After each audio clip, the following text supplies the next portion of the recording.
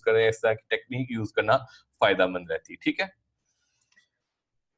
अच्छा, उसके बाद अब केस कैनिंग स्टाइल शीट को किस तरीके से इसके साथ चलाया जाता है या स्टाइल एट्रीब्यूट क्या होता है। बेसिकली सीएसएस को इन लाइन जो है ना यूज करना एचटीएमएल के अंदर केस कैनिंग स्टाइल शीट को स्टाइल एट्रीब्यूट से होता है। ठीक है, सीएसएस को इंक्लूड करवाने के 3 बेसिक तरीके हैं जिसके अंदर आप इनलाइन है, एक्सटर्नल है और इंटरनल है। ठीक है, फिलहाल मैं आपको सीएसएस को नहीं कवर अप करा, सिर्फ मैं आपको बता रहा हूँ कि स्टाइल एट्रीब्यूट एचटीएमएल के अंदर यूज होता है और वो किस तरीके से होता है वो मैं आपको बता रहा हूँ। यहाँ तक आपका फेमिलियर कोड है पैराग्राफ तक। ठीक है, उसके बाद पी लिखा हमने, मतलब जिसमें अगर आपने हेडिंग में लिखना है तो आप हेडिंग का टैग लिखोगे, अगर पैराग्राफ में लिखना है तो पैराग्राफ का टैग, स्टाइल लिख के कलर डबल क्वेश्चन रेड। ठीक है, अब ये आ गया है कि अब तो प्रॉपर्टी आ गई है और उसका जो है वो नेम आ गया और उसकी फिर वैल्यू आ गई है। ठीक है, अच्छा, अब इसको मैं आपको एक बार रन आउट करके दिखा देता हूँ। अब इसका आउटपुट आएगी क्या कि इसकी जो आउटपुट है ना वो पैराग्राफ में उसका कलर रेड होगा। ठीक है, इसको मैं कंट्रोल एस कर रहा हूँ और फिर दोबारा उसी वेब पेज को चला के दिखा रहा हूँ, तो जो पैराग्राफ है उसका कलर रेड आ रहा है। ठीक है, तो ये तो थे सीएसएस को यूज करने का तरीका। अच्छा, डबल क्वेश्चन और सिंगल क्वेश्चन एक चीज होती है, आपने गौर किया होगा कि हमने अभी तक जितना भी काम किया उसके अंदर हमने क्वेश्चंस यूज किए। आप डबल क्वेश्चन भी यूज कर सकते हैं, सिंगल क्वेश्चन भी यूज कर सकते हैं। जिस तरह यहाँ पे डबल क्वेश्चन लगे हुए हैं तो मैं यहाँ पे सिंगल क्वेश्चन भी अगर इस्तेमाल कर लूं तो एज सच आउटपुट के अंदर कोई असर नहीं पड़ेगा। ठीक है, ये देखें पैराग्राफ स्टिल रेड ही है। तो लेकिन कई बार ऐसे होता है जब आप attribute itself contain double question हो, जब एट्रीब्यूट के अंदर भी डबल क्वेश्चन यूज हो रहे हो तो ये जरूरी हो जाता है कि आप सिंगल क्वेश्चन उसके बाहर यूज कर रहे हो। ठीक है, जिस तरह यहाँ पे एक टाइटल का लगा के एट्रीब्यूट उसके अंदर जॉन, शॉटगन और नेल्सन लिखा हुआ है, ऊपर वाले में डबल क्वेश्चन के साथ लिखा हुआ है, नीचे में सिंगल क्वेश्चन के साथ लिखा हुआ है, तो इसका दोनों का आउटपुट सेम आएगा जिस तरह मैंने आपको यहाँ पे पैराग्राफ के टैग के अंदर आपको लगा कर दिखाया। अच्छा, जो अभी तक हमने जितने एट्रीब्यूट्स पढ़े उसमें ऑल्ट पढ़ा हमने, हैरिफ पढ़ा, आईडी पढ़ा, सोर्स पढ़ा, स्टाइल पढ़ा है और टाइटल पढ़ा है। ठीक है, इन सारों को आप सेशन को दोबारा देख के इसको प्रैक्टिस कीजिएगा, जहां से ना समझ आएगी आप मुझसे पूछिएगा। ठीक है, अच्छा, अब एक था हेडिंग। ठीक है, हेडिंग हमने अभी तक पढ़ ली है।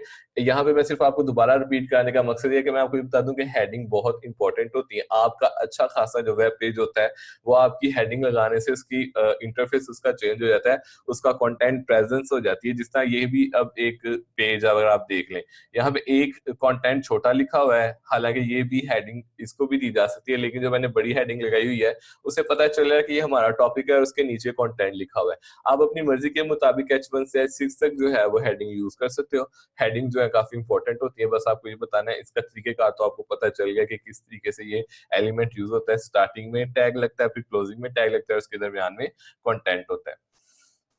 अच्छा, अगर हम एक स्पेसिफिक जो है वो हेडिंग की जो H1 से H6 तक है उससे ज्यादा अगर इस्तेमाल करना चाहते हैं, उससे ज्यादा उसका साइज इंक्रीज करना चाहते हैं, तो यहाँ पे हम CSS को यूज करेंगे। ठीक है, उसकी फॉन्ट साइज प्रॉपर्टी को यूज करेंगे। ये मैं कोड आपको चला कर दिखाता हूँ, ये देखें,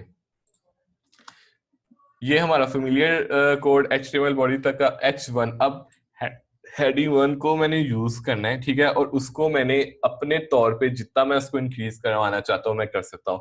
जो उसका पिक्सल होंगे, जो बिल्ट इन पिक्सल होंगे, उससे वो 60 पिक्सल जो है वो अबव उसका साइज चला जाएगा। ठीक है, इसको मैं कंट्रोल एस करता हूँ और फिर आपको मैं, बल्कि पहले मैं आपको इसका जो है वो एक नॉर्मल दिखाता हूँ कि नॉर्मल साइज इसका कितना होता है, फिर मैं आपको इसको इंक्रीज करके दिखाऊंगा। कंट्रोल एस किया, हेडिंग 1 किया, मैं आपको आउटपुट दिखाने लगा हूँ। हेडिंग 1 की आउटपुट ये है। ठीक है, अब मैं इसको अगर 60 पिक्सल इंक्रीज करना चाहता हूँ तो मैं किस तरीके से इंक्रीज करूंगा, मैं आपको कोड के अंदर दोबारा वही चेंजिंग करके दिखाता हूँ। अब ये देखें, स्टाइल इक्वल डबल क्वेश्चन, हमने ये स्पेशल एट्रीब्यूट लगाया। ठीक है, उसका नेम, उसकी प्रॉपर्टी और फिर उसकी वैल्यूज प्रॉपर्टी की। फिर सेमीकोलन, फिर डबल क्वेश्चन, फिर एंगल ब्रैकेट क्लोज और हेडिंग वन। ये जो टेक्निक्स हैं इनको लिखने की, ये अभी से आप सीख लें, प्रैक्टिस कर लें, नेक्स्ट में जाके आपको फिर बड़ी कंफ्यूजन होने लग पड़ेगी। कोई एक सेमीकोलन भी अगर प्रोग्रामिंग में स्किप हो जाता है तो सारी की सारी स्टेटमेंट वहां पे डिफॉल्ट कर जाती है और वो प्रोग्राम रन सही तरीके से नहीं होता। आपने इंट्रोडक्शन टू प्रोग्रामिंग के जो सब्जेक्ट के अंदर भी ये चीजें पॉइंट आउट की होंगी। अब मैं आपको इसकी आउटपुट दिखाता हूँ। अब देखें, पहले से ये 60 जो इसका पिक्सल है वो इंक्रीज कर गया 60% एज अ पिक्सल, ठीक है। अब मैं अगर इसको मजीद इंक्रीज करना चाहता हूँ तो मैं 60 की जगह पे 100 कर देता हूँ।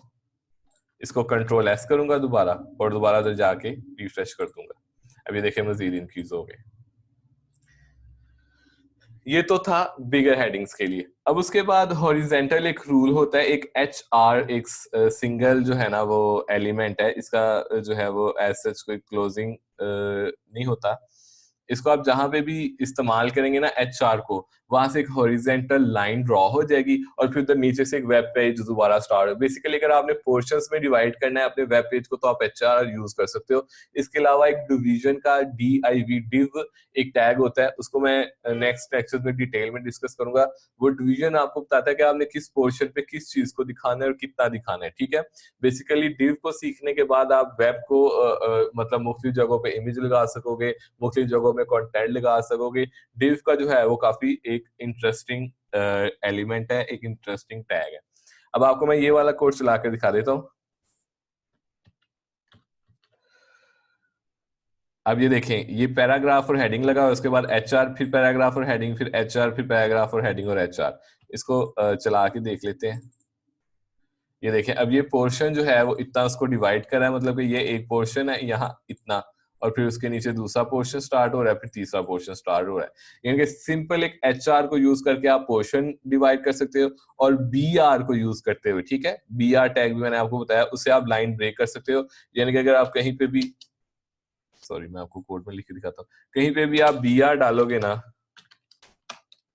तो वो वहां से ही आपका जो है वो नेक्स्ट लाइन पे आपको ले जाएगा, ठीक है। This is some text. अच्छी वाली एक लाइन सीधी चली थी, जैसे हमने इसके अंदर लाइन ब्रेक डाला वो नेक्स्ट आपके जो कंटेंट में एंटर जो काम करता है ना आपका, बेसिकली वो लाइन ब्रेक करता है HTML के कंटेंट के अंदर। जब आप माइक्रोसॉफ्ट ऑफिस पे टाइप कर रहे हो तो जैसे ही एंटर करते हो न्यू लाइन, लाइन ब्रेक कर देते हो वहां से, वही काम आपका BR कर रहा होता है HTML के अंदर।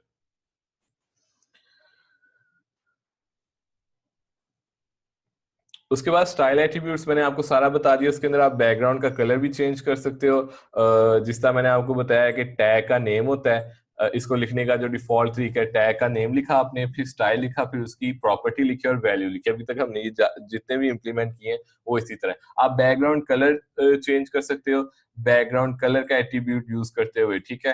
आप इसको यहाँ पे पाउडर ब्लू दिया हुआ, ब्लू ब्लैक ग्रीन कुछ भी कलर इसको दे सकते हो बैकग्राउंड को।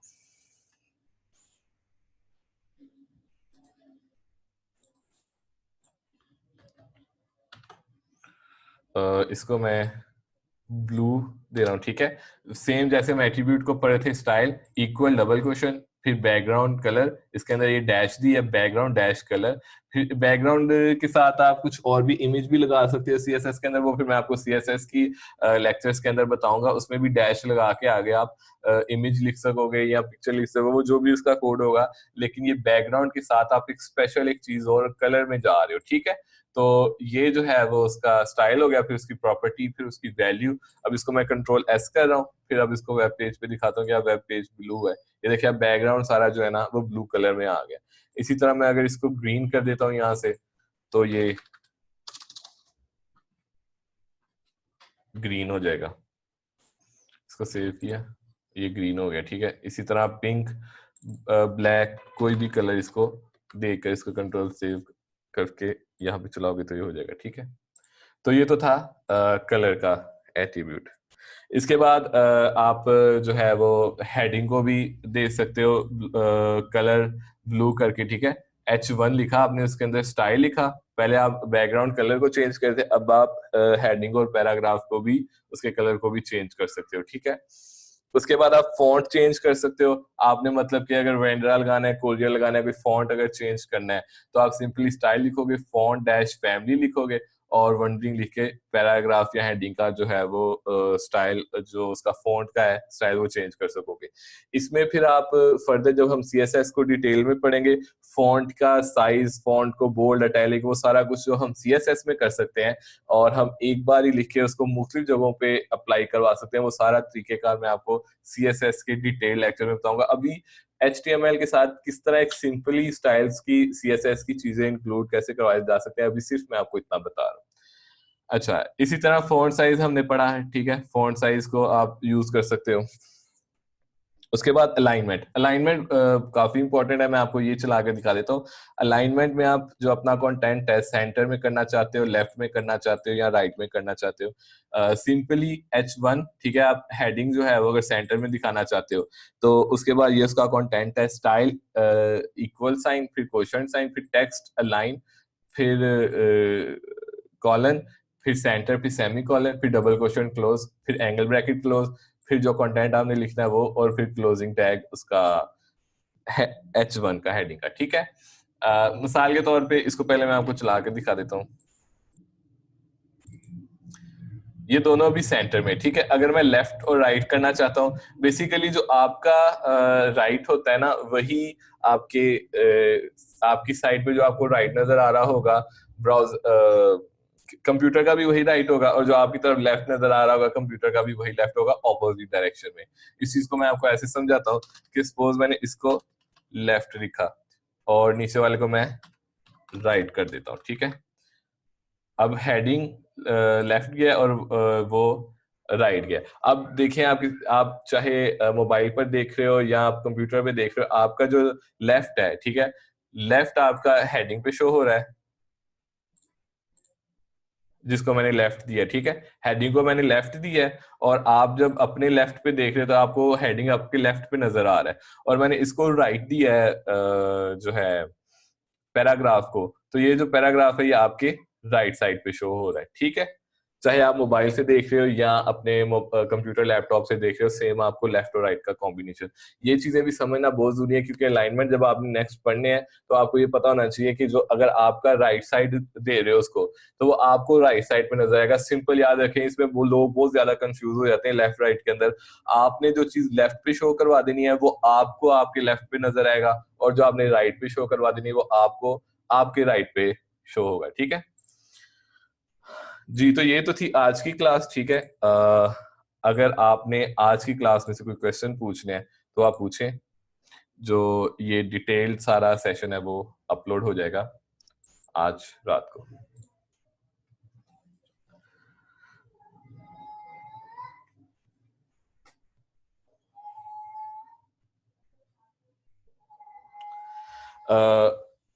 महमूद हसन का बड़ा अच्छा एक क्वेश्चन आया है कि टेक्स्ट को कलर देते वक्त आपने स्टाइल कोड पैराग्राफ में लिखा, जबकि आप पेज का कलर देते वक्त आपने स्टाइल को बॉडी में लिखा, ठीक है। इसके आपका बेसिकली महमूद आपके क्वेश्चन में इसका आंसर है, क्योंकि जब हम बॉडी का बैकग्राउंड कलर चेंज करें तो जाहिर बात है हमने पूरे के पूरे बॉडी को ही चेंज करना है, ठीक है। और बॉडी के कलर को चेंज करने से जाहिर बात है हम बॉडी में हेड पोर्शन में तो हम कोई चेंजिंग कर नहीं रहे। मैंने आपको बताया था दो ही पोर्शन होते हैं इसके, एक हेड और एक बॉडी। बॉडी का क्योंकि हमने कलर चेंज करना है तो इसीलिए हम बॉडी के अंदर बैकग्राउंड कलर चेंज लिखते हैं। और जब हमने स्पेसिफिकली एक पैराग्राफ का कलर सपोज ब्लैक करना है और दूसरे पैराग्राफ का कलर पिंक करना है, तो जाहिर बात है हम दोनों के अलग अलग पैराग्राफ में अलग अलग जो है एट्रीब्यूट देंगे और उनमें जो कलर चेंजिंग है वो नजर आ जाएगी। तो ये है महमूद। अरसलान, आईडी जो है ना वो स्पेशल एट्रीब्यूट होता है सीएसएस का, जब हम उसको इंटरनल और एक्सटर्नल पढ़ते हैं अरसलान, तो हम आईडी को जो है ना वो तब तक के लिए रखा हुआ है जब हम सीएसएस को इन डिटेल पढ़ेंगे, वहां पे हम आईडी को डिस्कस करेंगे।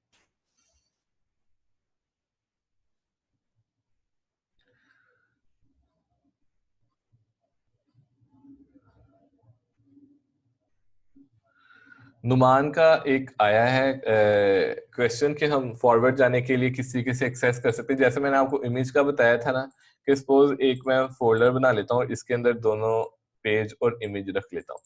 सपोज अब ये एक चीज पड़ी है इमेज और ये एक इंडेक्स है, ठीक है। मैं यहाँ पे एक नया फोल्डर बना लेता हूँ इमेज के नाम से, और मैं इसके अंदर इमेज अपना रख रहा हूँ जो कि पीएनजी फॉर्मेट में है। अब मैं इसको ओपन करता हूँ। यहाँ पे मैं इमेज का जो है वो लगा देता हूँ।